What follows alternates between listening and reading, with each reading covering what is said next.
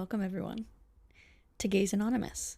You can refer to me as A for anonymous, of course. I am going to keep myself private for the first couple episodes, thus the Gays Anonymous title, as well as the questions that I have to answer here are also anonymous. I do plan on identifying myself eventually, but I wanted to really be the gossip girl of podcasts and kind of, build some suspense for you all, some mystery. But I have a feeling that some of you will know who I am. I first just want to thank you for listening to the podcast. This is very new to me, obviously. This is episode 1. I'm excited to create another safe and queer space for all of you that is truly safe for everybody. And that's why I created this podcast to begin with. I think we can all agree that we need more queer LGBTQIA+ spaces that are fun and feel safe and allow us to kind of express ourselves and learn more about each other and answer hopefully some questions. And I think my hope for this is just to be able to share a bit of my experience and hopefully continue to bring on other folks that will help, even just one of you feel a little bit safer in yourself and your identity. So I'm hoping to have some guests on and then get some other perspectives other than just my own on here. And that's kind of what I wanted to allude to for this first episode, is as I'm going through these questions and as I hope to have more episodes and answer more of y'all's questions. I am one queer person, someone who identifies as non-binary, someone who currently identifies as a lesbian, and so I'll be answering these questions as that. I'll do my best to answer these from my own experiences and from what, work I've done as a queer person and determining what that looks like for myself and what I've heard from other people. But again, it is, one perspective, one person's kind of take on these things, and so I am potentially going to get some of these things wrong. Maybe not provide exactly what you're hoping all the time, or maybe not what you expect, but I think that's okay, and that's why I'm starting this in it's such an open forum sort of way. But anyway, let's get into this. The first question I got was queer dating apps. Is there actually hope, and can you go from a hookup to a real relationship?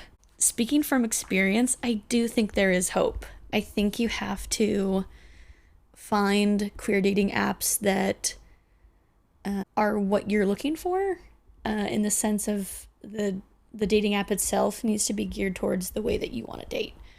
I can say for myself, Tinder doesn't tend to lead to serious relationships. I'm not knocking on anybody's thing here. I think you could definitely find somebody on Tinder, but as far as a person who identifies as non-binary and who has previously identified as a woman, I think Hinge and I think Bumble are really good dating apps for queer people. They allow you to have and talk about your identity and preferences, and I think you can also kind of negate some of the people that you see based on filters. But I think those are some pretty open spaces that are fun. And I think also from personal experience, you can go from a hookup to a real relationship.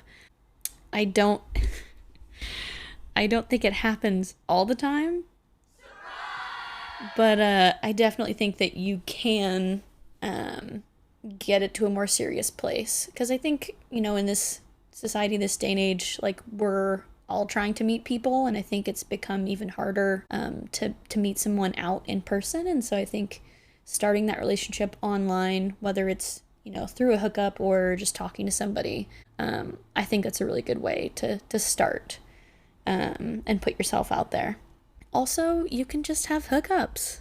You can just hook up with someone, and if you're not feeling it, you don't have to take that into a relationship with you. I think, oddly enough, I think that sort of hookup culture also provides sort of an open space to just explore what you're looking for in terms of a connection with somebody else. So I think being true to yourself, being honest, being open with your communication is big when it comes to just dating in general. But I think also with those apps, like, yeah, you can just hook up with someone and it be that, or you can want to take it further. Okay, next question. When did you know you were gay versus when did you accept you were gay, and what prompted your acceptance of yourself? Oof, I really like this question. I appreciate this question, so thank you for asking it. I think I knew I was gay long before I came out to anybody. I came out, surprisingly to some. Surprisingly to some. I came out a little bit later in my college life. I think I was around 24 or 25 at that point. And I'd actually come out to my best friend at the time. She still is my best friend. But my best friend through the use of, I had basically kind of prefaced that I had gotten an assignment from a class, and this seems so funny now. But I had to use the Kinsey scale as a class project or something for class. And I was kind of like, hey, like, have you ever taken this before? Like, I don't know if you've taken this before. It says that I'm really gay. Like, what are your thoughts on that? And I think at the time, this person definitely knew that something was going on. And I think now when I talk to them about this, they definitely knew something was going on, but found it very funny. And at the time, I just played it off like, oh yeah, I took that before, and very straight. Yeah, but interesting, like, good for you. And then we proceeded to watch, I think, Game of Thrones for like a couple hours, and that was sort of my introduction into that. And then, weeks later, I actually came out to them officially. But I think I knew before then that I was gay. And I think when I think about accepting being a lesbian or being gay, I think that to me feels like an ongoing thing. I don't think it's necessarily something that I was, one day super accepting of myself and it feels wonderful and I can go out into the world wearing rainbow and be totally fine. I think it's something that I feel is a day-to-day thing and something that I still at times struggle with, just accepting that part of yourself. I think it's a piece of yourself that you have to hide for a really long time in some cases not, but I think I did hide it for a long time and felt scared of it myself and had a lot of internalized homophobia and, wasn't sure if I wanted to live a life like that for a really long time. But I knew I was gay when, there were red flags all over the place. There are pictures of me in kindergarten, with like a Home Depot apron on, doing some woodworking, instead of Barbie dolls, and playing with Barbie dolls like everyone else. And I say that mostly in jest and to be funny, but there was definitely a difference in the things that I liked and the things that I enjoyed. And I had crushes on a lot of my best friends growing up now when I think back to it, but just, I didn't necessarily have the words for what those feelings were, what that meant. Which I've heard from a lot of people is something that they've experienced, and I think when you look back, you see a lot of those sort of like, oh yeah, no, I should have known some of those red flags. But I think I knew early on in my college career that I was gay, and again, still attempting to be as accepting of that as possible, and I think it's come a long way. But it's still hard sometimes. And I think what prompts, I guess, my kind of ongoing acceptance of myself is the fact that it feels freeing and authentic to be who you want to be, or to be this very true version of yourself. Yeah, there's no hiding, or there's no sort of experience or thing that you're not telling people, or you have these like internal thoughts that you're not expressing outwardly. But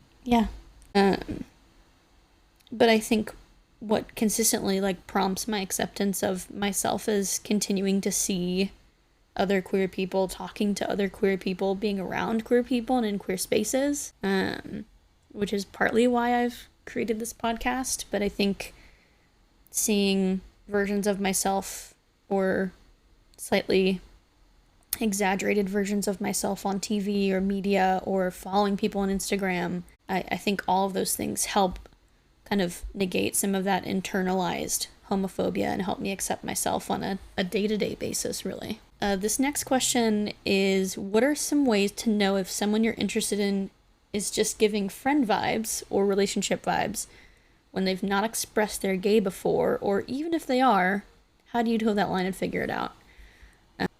Man, this is a tough one. Again, something that I have experienced, and I wonder too, and I'd love to have someone on, someone that dates men and is in the LGBTQ spectrum, but as a woman dating woman, I think this is something that comes up a lot. I can recall, a handful of times that I've gone on dates, off of apps or things, or and not known if this person that I was literally on a date with just wanted to be my friend or not. So when I just want to like normalize that, I think that's completely normal. I think people are on dating apps for a lot of different reasons, and being in the LGBTQ spectrum and not maybe feeling completely comfortable with, being in a relationship with someone of the same sex, or not really knowing or still figuring things out. I think it comes out in a lot of different ways, and I think this might be one of them, at least from my experiences. It could be different, but I have noticed that it tends to be, you get those vibes when people aren't necessarily maybe comfortable, whether that's they're comfortable on the date with you, whether they're comfortable within themselves.